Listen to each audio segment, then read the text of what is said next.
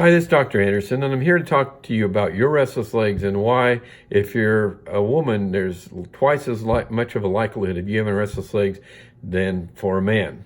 And I think there's a very logical reason that gets into physically how there's a difference between the structure in the lower extremity in a woman than in a man. And it also supports what I've been doing, which is for several years now, I've been able to successfully reverse the symptoms of restless legs for many patients by opening up nerve tunnels that become too tight. And it all kind of wraps itself together in what I'm going to talk to you about here. And so there's a little bit of science, but some of this is what we call anecdotal information just from my experience too. But understand that it's well known that women are more likely to have restless legs by a factor of 2. We know that. The other thing we know is that the way you're built, and you have to kind of follow along with me for a second, guys, and understand what a leg compartment is to give you some background.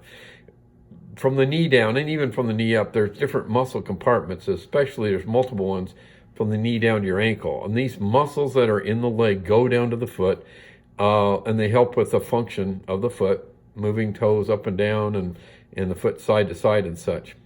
But these muscles in your leg that are really important for foot function are separated by fascial layers. These fascial layers are what form the compartment. So think of the compartment like it's like an enclosed space, and it's surrounded by fascia, and within it are the muscles. And what happens, we think, is young men especially, as they develop, they start creating testosterone. The testosterone is more apt to increase muscle bulk than in a young lady.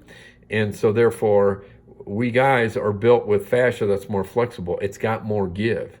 It will allow for the expansion of muscle tissue more than in a young woman. And I've seen this a bit with soccer players, young female soccer players, and they will have what is called chronic compartment syndrome pain. In other words, they don't hurt all the time, but when they go out and play soccer, all of a sudden they'll get some burning, tingling, maybe some numbness in their feet. Well, what's happening is the muscles are trying to expand in these compartments, and the compartments are saying, no, man, I've got no more space. I can't stretch anymore. And that builds up a lot of pressure in that compartment, and that's going to sometimes even impede circulation. It might also put pressure on the nerves. And so people will get neurological nerve symptoms from this. Hopefully you're following that. So in guys, it can happen, but it's not as frequent. And it supports what I do, because when I do surgical procedures, when I do these decompression procedures, I'm not only opening up a nerve tunnel. There's 2 or 3 of these that we are usually talking about. I'm opening up the nerve tunnel, getting rid of pressure on the nerve, much like doing carpal tunnel surgery. But the other part of the component of this, I think this is really important, is as I'm doing this, I'm also opening up the sheath that forms the tunnel. Is also the sheath that also creates part of the compartment.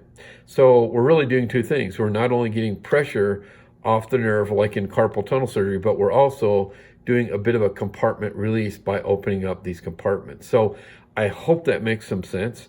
Gets into anatomy a little bit, but it really, I think, truly proves why there's this differentiation between women having a lot more chance of having restless legs than men.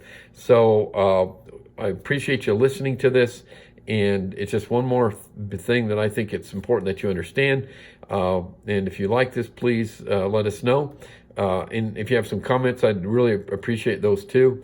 And please, also I might mention that we have research that you can look up, and a book that I recently wrote called A Perfect Night's Sleep. You can find that on Amazon. So please click on the subscribe button, and I hope to be talking to you soon. Thank you for watching.